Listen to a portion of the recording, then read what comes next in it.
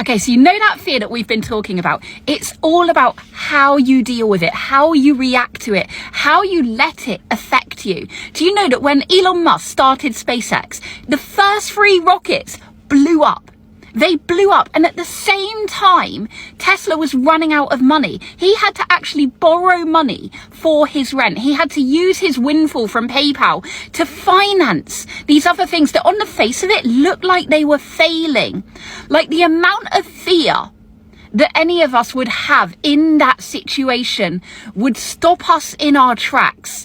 And that is what makes the difference between a visionary and a normal person, between someone who is going to become legendary and someone who is just going to have a mediocre life and stumble through from one problem to the next, letting it always beat us up, always push us down, always make us fearful of the next situation. But there is always lessons to be learned in those moments. And if we can push ourselves to overcome that fear, to continue on the course, to follow our North Star, to follow our purpose, follow our passion, follow what we are here to do, that is when we will transcend. That is when we will be able to become who we are always meant to be. We will be able to leave the legacies that we want to leave. We'll be able to make the impact that we want to make. It's all about how we deal with that fear, how we overcome that fear, what we learn through that fear, and how we show up in the process, who we become in the process,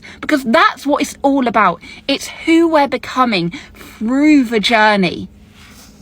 So instead of letting your fear hold you back, ask yourself, what is it that you're meant to be learning through this period? What is it that you're being taught?